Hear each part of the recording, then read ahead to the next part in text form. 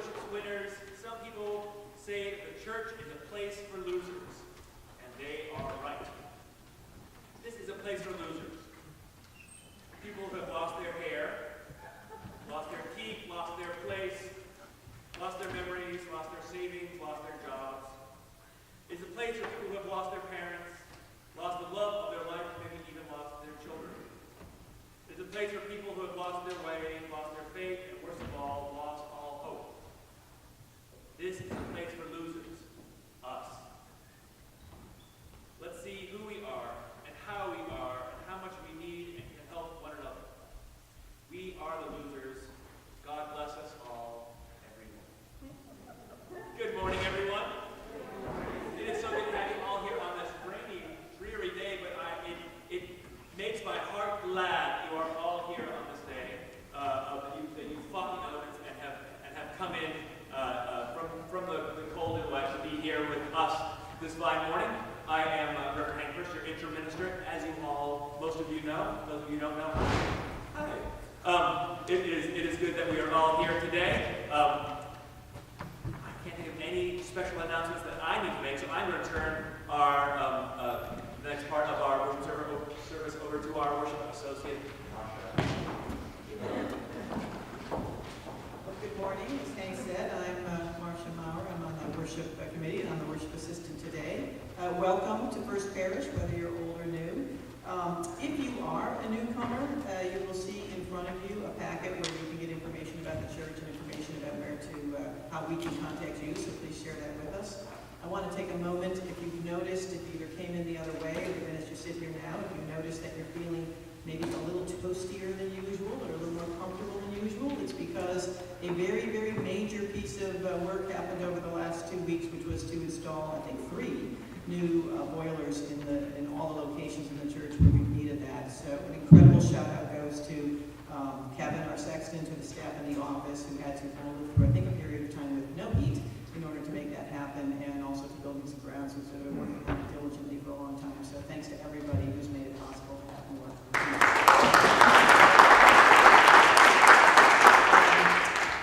If you, children are allowed, very much welcome in the sanctuary, but if you would like to leave your child in our babysitting area, if you're new, you can down this hallway here where we have certified sitters, and they're happy to accommodate you.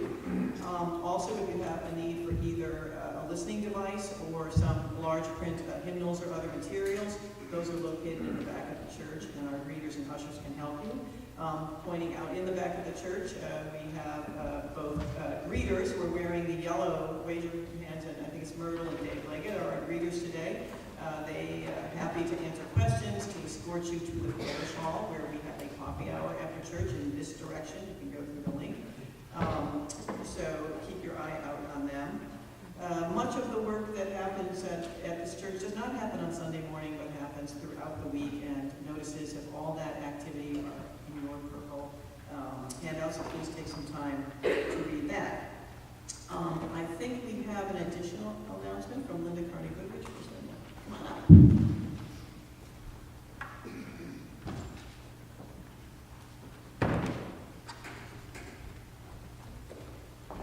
I don't have stage fright today, so I'm going to do better than last year.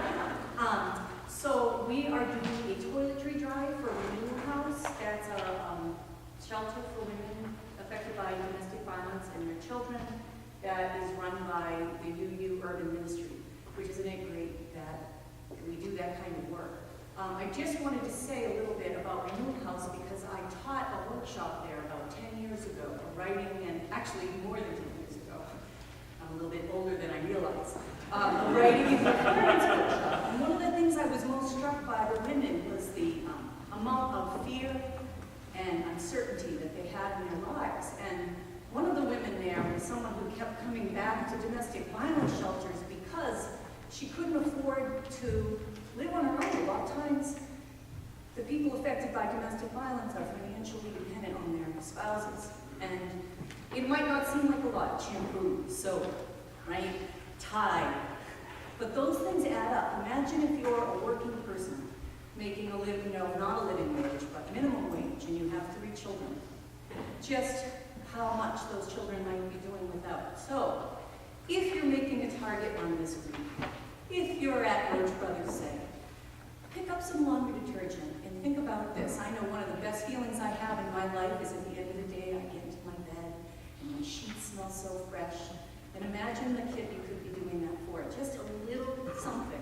So that's my plea. Please donate. It's going to be the whole month of January. The basket will be There. in the back of the church. And also I think over in Parish Hall as well. Yeah, and it will mean a lot more than you may realize. Yes, thank you. Thank you, Linda. Lastly, I want to tell you something. You belong here. You belong here maybe just for the next hour, although we hope for longer. You belong here, and we're happy to have you with us. Extending a generous welcome is a spiritual practice. I invite us all to extend that welcome to our neighbors by taking a few minutes to greet each other again.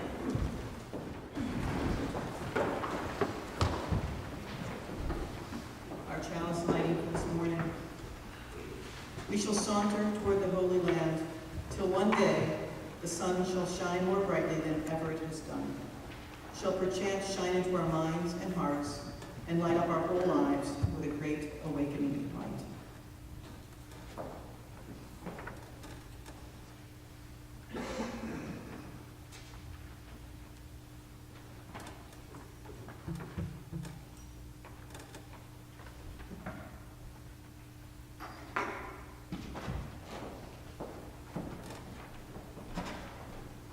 Would you please join me in reading the unison call to worship found printed in your order of worship? Come, let us gather. We gather to celebrate the sacred within among us. We come to seek spiritual growth and understanding. We strive to practice acceptance, forgiveness, and love. Together we work to build a world of justice and compassion. Come, let us gather together.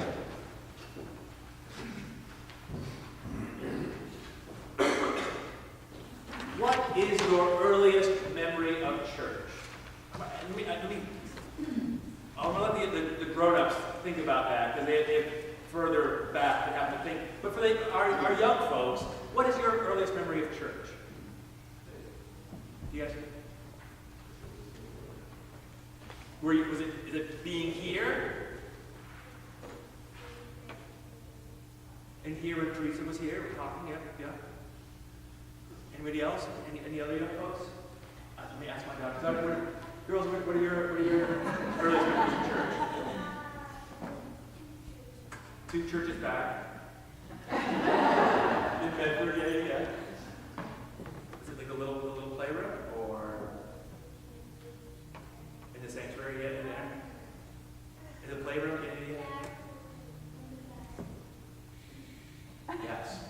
Yes, where you absconded with a little toy, yes. Okay, how about you grown-ups?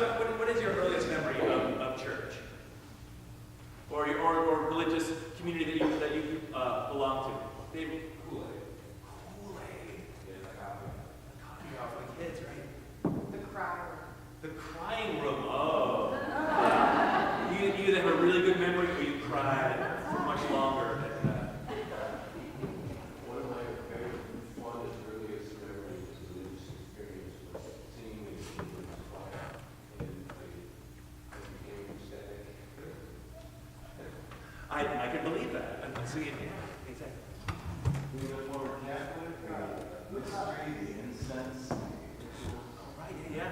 Right. The whole sort of physicality of the Catholic Mass, or where you have the incense and the smells and the sounds and tastes. Look up. Oh, all right. I'll get there. Don't worry. I'll get there. Wood. Oh, that's great. Finally being able to read the words as a hymn. Oh, finally being. Oh, that's a great memory. For me, my earliest memory was being down in the sub-basement where they had the nursery. You had to go, our poor parents had to go down like 3 sets of stairs to get us down into the sub-basement, into this room with no windows. I remember it had this orange carpet, which took off a layer of skin every time we fell on it. And the lovely woman who watched us, her name was Miss Knowles. A very elderly and very beloved woman in the congregation. And I remember that she had these 2 miniature poodles who came with her. This is back in the days before people would start bringing their dogs to coffee shops like they do now, right? And Miss Knowles came in with her 2 little dogs, and then I still remember her little dogs had painted toenails. And I remember years later when Miss Knowles died, and we went to the funeral, that her poodles were there with their, and someone had gone off and got the dog's nails painted freshly for the service. And I also remember that Miss Knowles would give us, not Kool-Aid, but she'd give us apple cider, apple juice, out of those big metal cans, right? You know, use a church key and open them up, and also really stale graham crackers. It was like the worst communion you could ever imagine. Every Sunday, warm apple juice and stale, mushy communion graham crackers. But we loved it. We loved being there. We loved Miss Knowles. And we always felt important. We always felt that the adults who were in our church had our best interest at heart. And so I say to all of our young people who are here today, and also the ones who aren't here, who are over next door, that it's still the same way. We care about you guys, and I want you guys to know and remember that you are important to us, even though there's a big transition going on at church. This time next year, you'll have a whole new minister, and that person will be struggling to learn your names the same way I struggle to know all your names. And I'm talking next to the kids, I'm talking about foreigners too. But through all that transition, I want you all to know that you're cared for and that you are really important in the life of this church. Okay? And with that, we're going to sing you all out to your classes.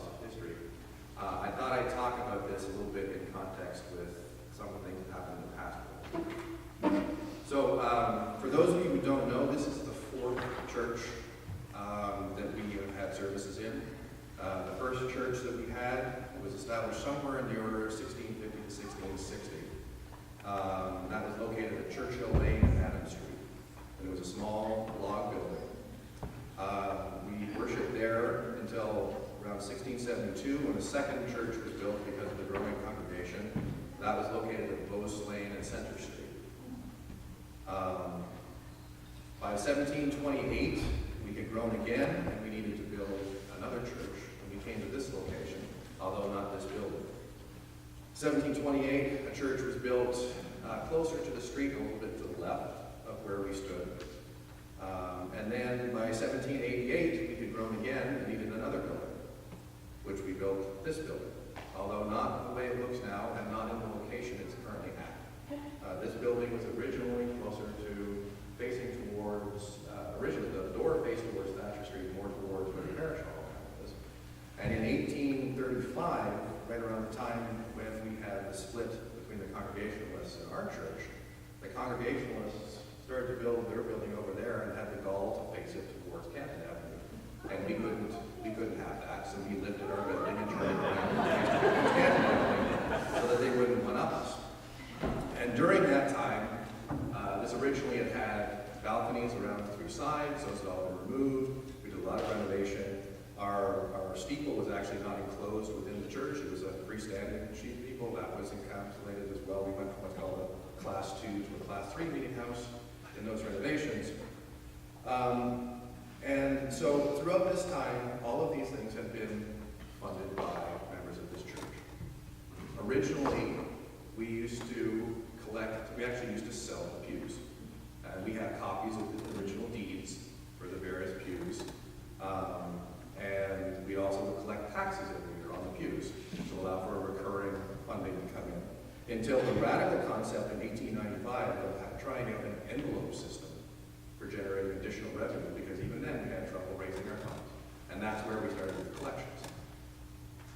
All throughout that time, in addition to raising the money just to have our services here, we've been incredibly active in social action, in charity.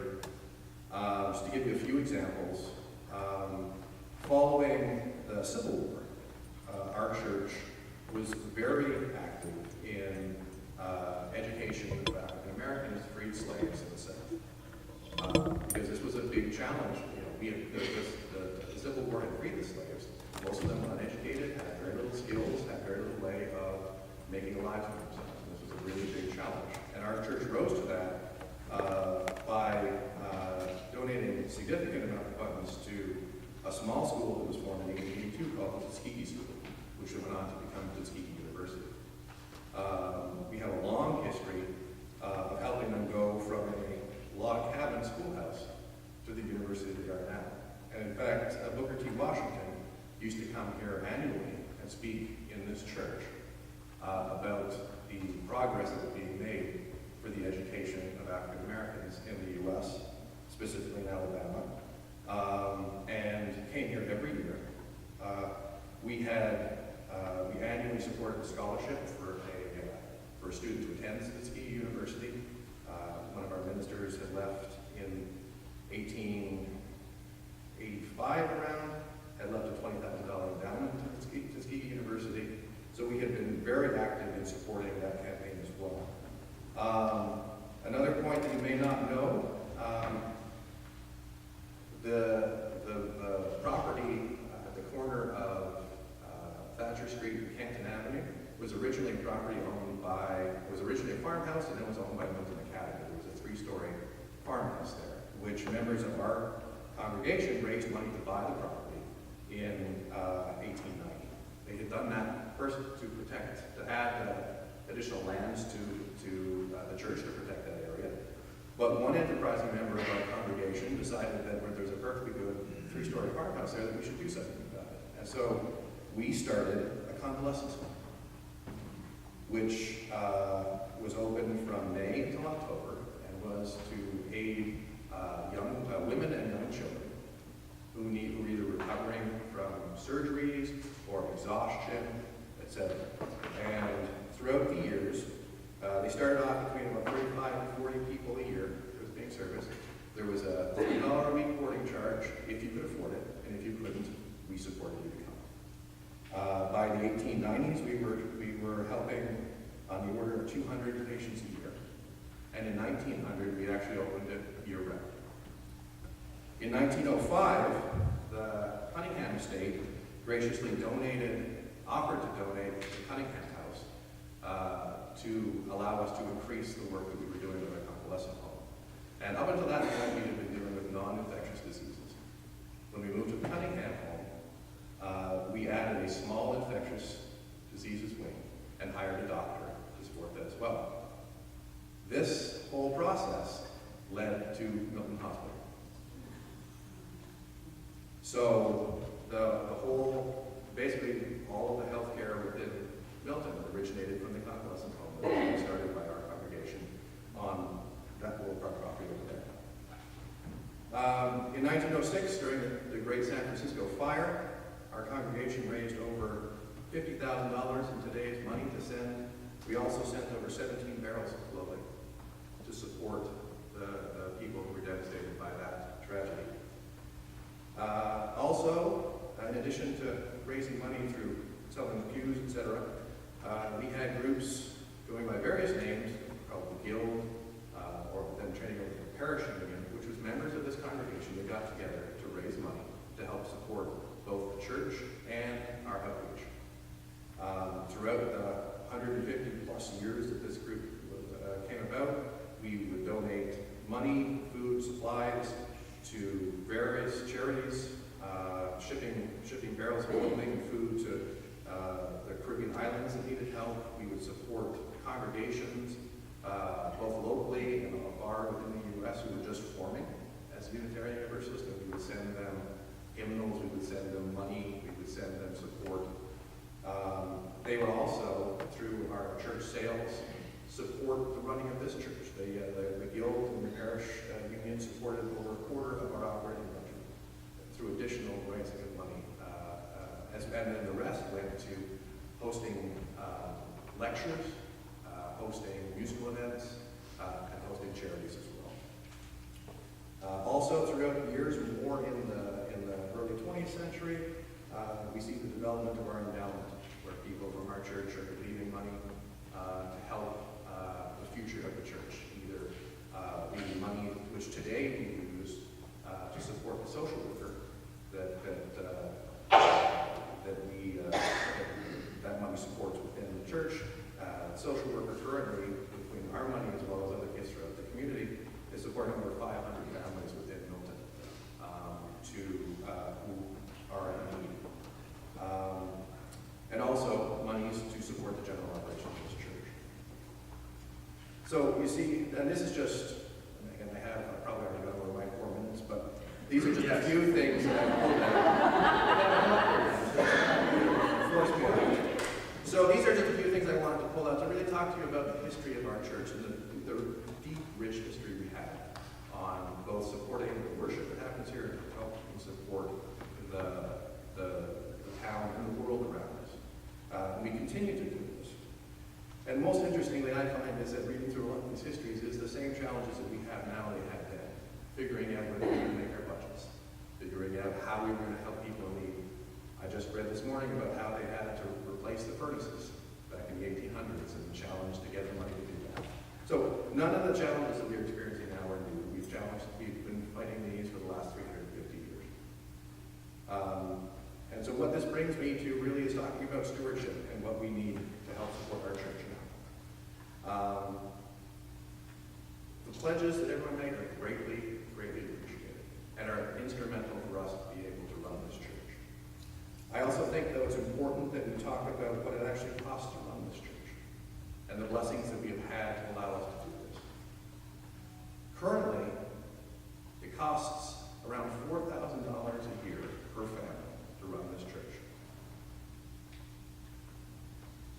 We have been blessed by having an endowment that has allowed us to supplement the pledges that we raise internally. But that comes at a cost as well. The endowment has been flat since about 2002 with respect to our earnings. Now, some of that is the market, some of that also is the money we spend to supplement our ability to actually meet our budgets and bring worship and the work that we do.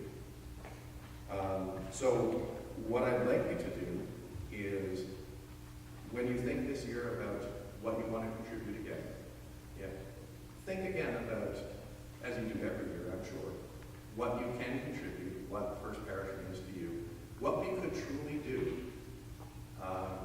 to increase both our enjoyment within these halls, but also the help that we do within the community, if we really put our minds to it.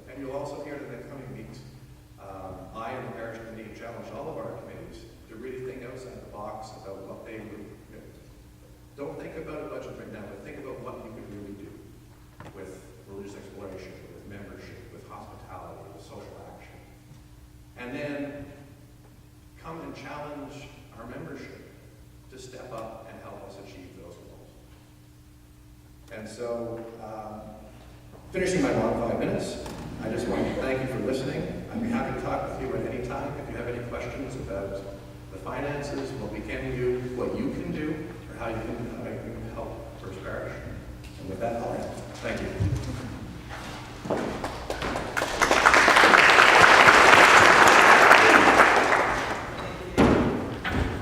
And the reading, Here If You Need Me by Reverend Kate Vestra.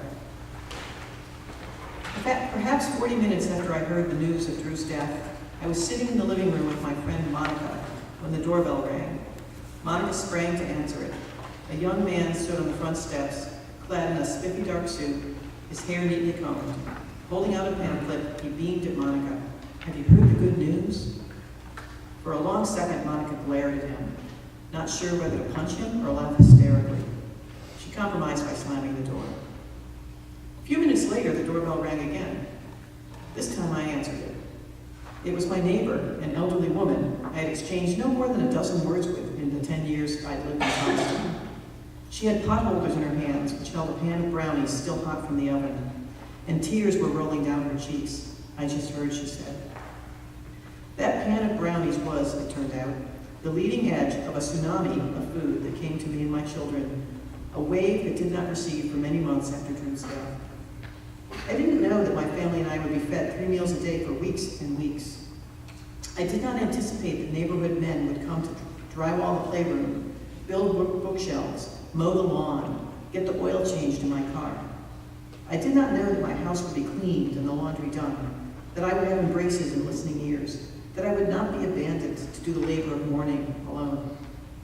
All I knew was that my neighbor was standing on the front stoop with her brownies and her tears. She was the good news. Here ends the reading.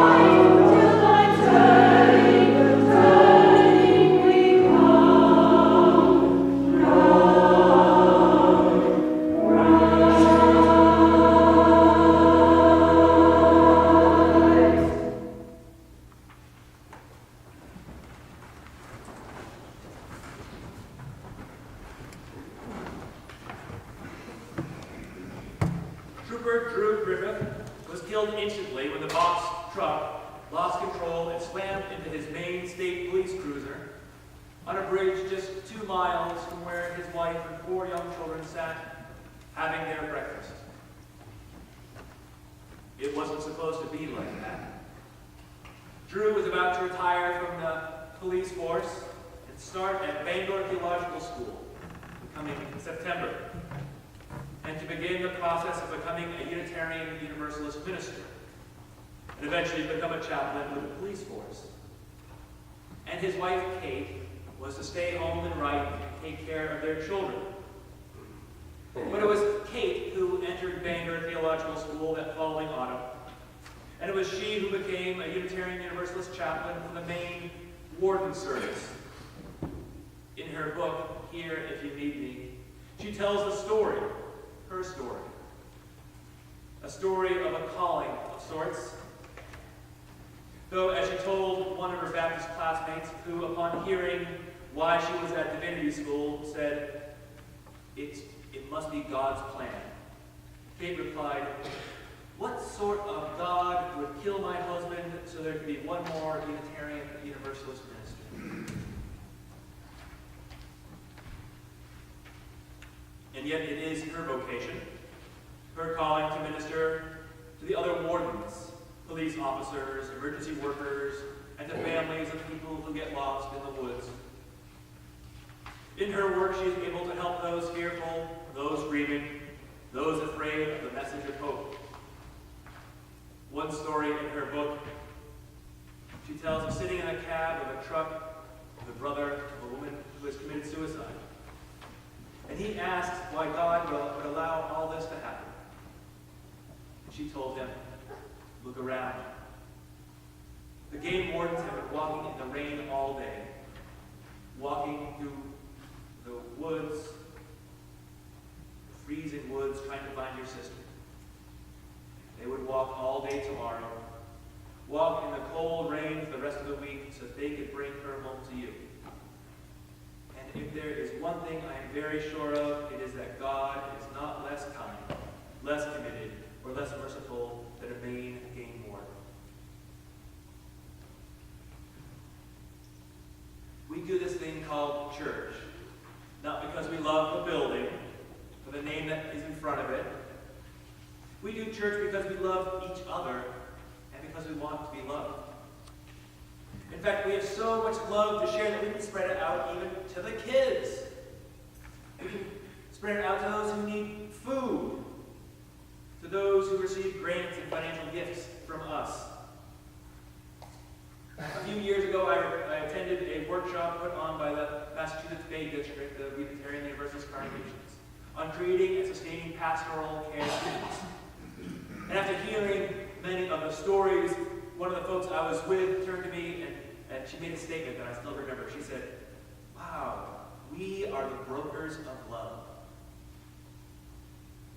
Sue Phillips, there she is, then shared the mission statement from a Lutheran church in Minnesota. You will be cared for, and you will be called upon to care for others. You will be cared for, and you will be called upon to care for others. This puts caring at the heart of the church. How would that change the way that you think of our church, if this was our mission statement? That is what we do for each other, isn't it? We care for each other. We are the physical representation of love in each other's lives at times. We are the good news when we show up on each other's steps with casseroles. We are the good news when friends take a child for the night so a parent can have some time to themselves.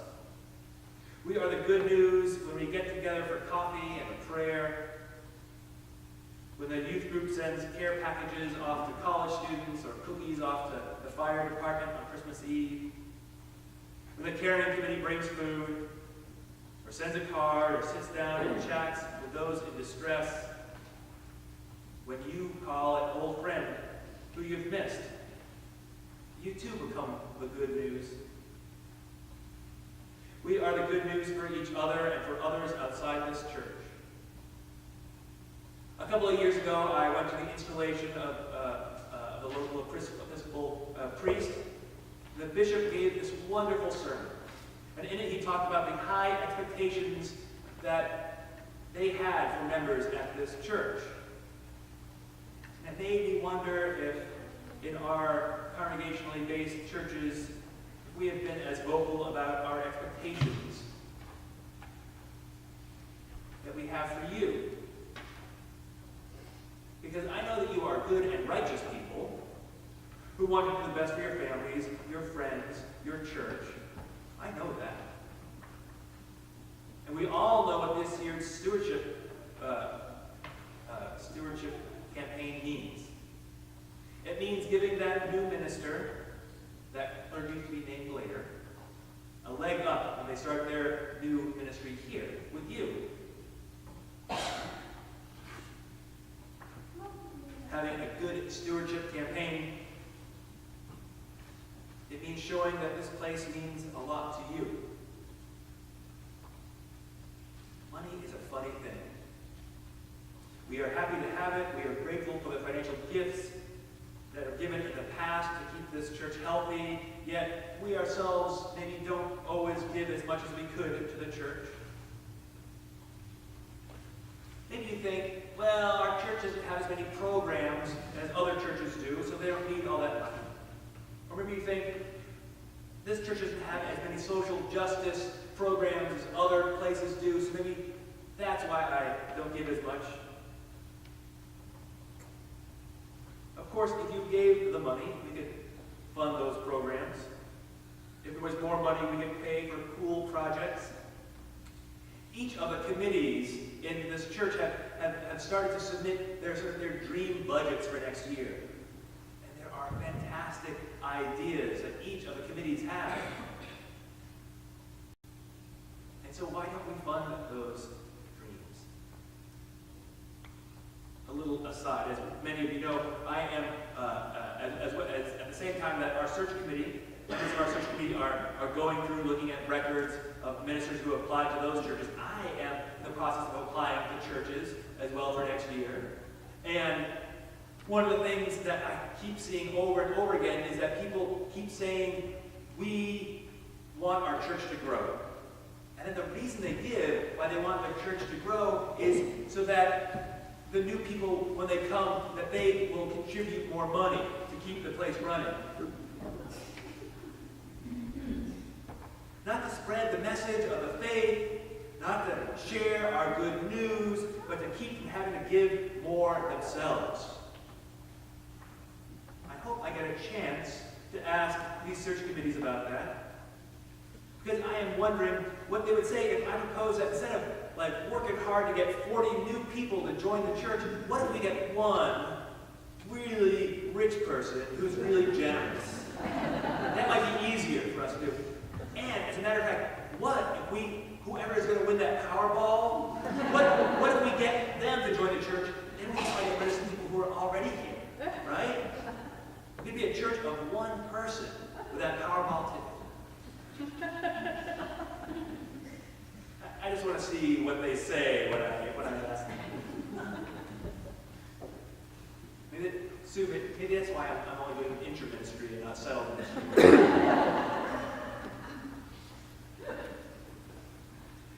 In reading this book that Kate Bracerat wrote, I love the images that she paints. The image she puts forward of the Maine state wardens, and how she acknowledges the crass world that we live in, and also the beauty of it. She talks of the foul language of her fellow wardens, and the sharing that occurs. It's a lot like church. Now, I've only been here for about a year and a half, and I already know who swears the most in this congregation. I see you, Myrtle. I see you back there. Being here, we know that part of what we are doing is to acknowledge that God, however you want to define it or however you understand it, that we acknowledge that God is with us and with the world, even at its most difficult times. Think of all the things that this church has provided for this community in these 350 years. And think of all that this church has provided for you in the years and the time that you've been here.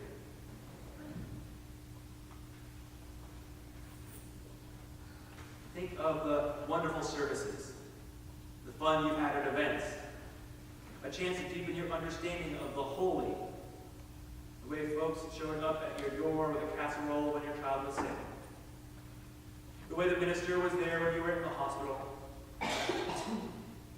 the way that clergy and friends were there, not just on Sundays, but every day for coffee and counseling. I am here if you need me for the next little while. And the next minister will be here for as long as they stay. But you are here now. You are the congregation. You are the gathering of saints. You will be cared for, and you will be called upon to care for others. You have the responsibility to keep this church vital and healthy. God bless the parish committee and everyone involved in this year's stewardship campaign. God bless all the leaders of this church and those who decide to be on the search committee. Oh, bless them especially. For they are a blessing to this church's past, its present, and its future.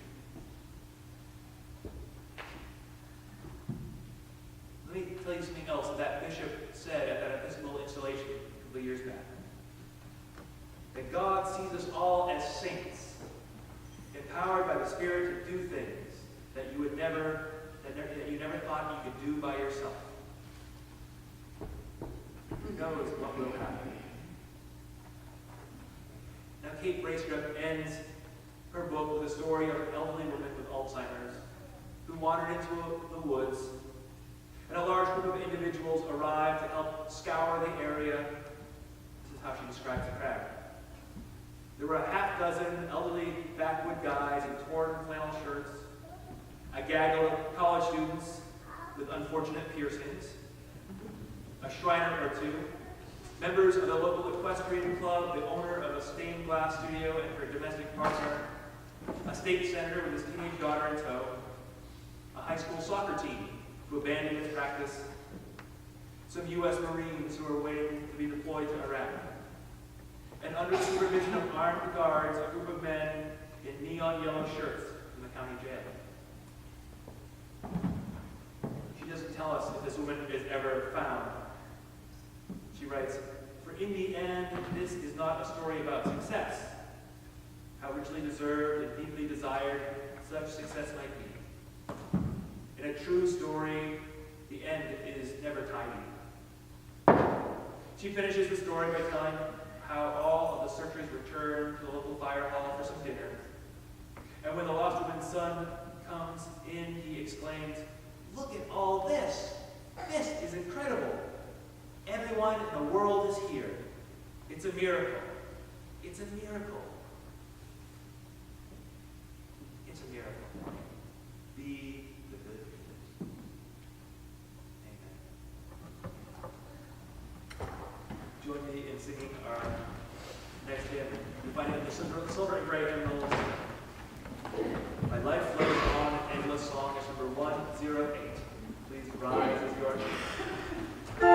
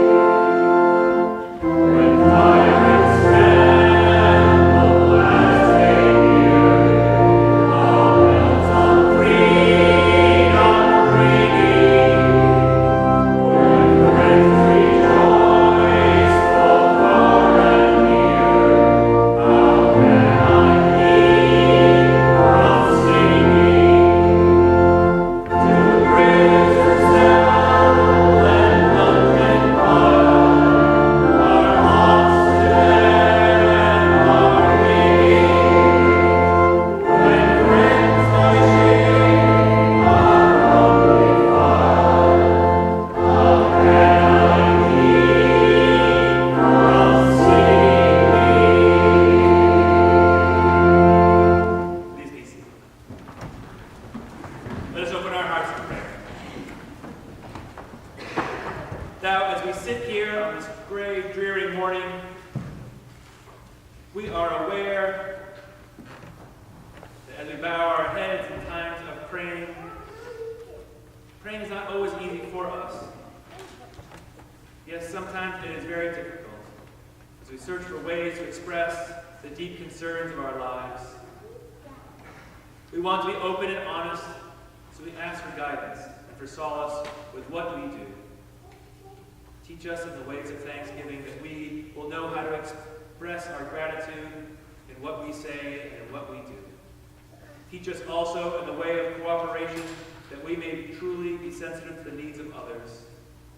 Especially help us to be mindful of those who have shared their concerns and problems of their lives with us. And let us continue to support them with our prayers and with our actions. May we learn patience to remember that our timing is often different from that of the universe, so that we cannot expect that things will be completed in a day. Show us the path to forgiveness. Lead us to a place of mercy. Inspire us to be more loving to those whom we overlook, even if they are with us each and every day. Reassure us that our strength shall be renewed, that we learn to pray, and as we learn to pray, help us to learn to accept that the wisdom of the ages is greater than ours, and open us to the spirit of co-creation, which leads to a world made new, a world where we are cared for, where we are called to care for others. This morning, Mark Wall shares the joy of being a new Milton resident, having moved into the Winter Valley with his dog. And Deb and Bill Kelly asked us to pray for the safety of Will Kelly and all the other sailors in the Harry and Truman. Let us know peace. We ask in our hearts, in our world. Let us be faithful stewards of all that we have been given. We pray for our church, for all of its stumbles and all of its humanness, and pray for all the people who for the centuries have filled its pews and done the work of God. Amen. Let us be in silence for a moment.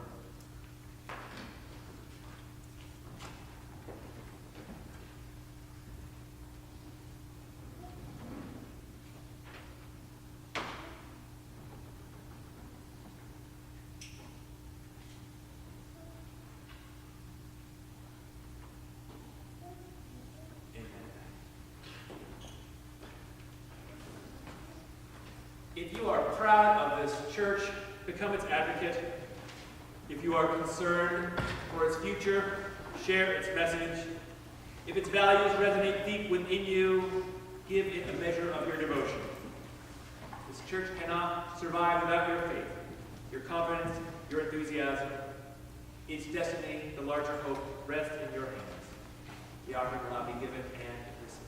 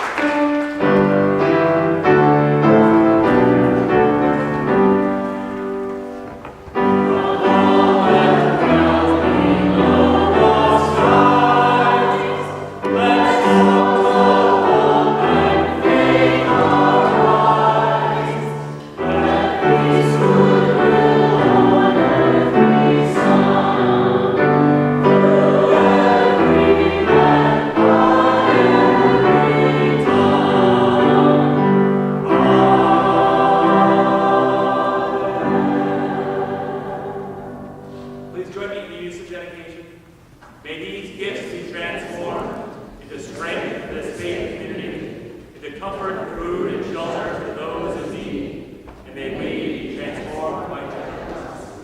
Please remain standing. We're going to sing our final hymn. It's number 348, Guide My Feet. Back in the silver grade, hymn 348.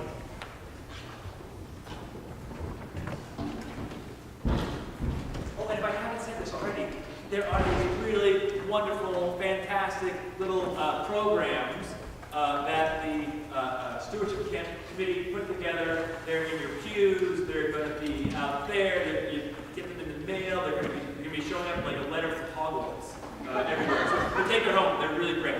They're really great.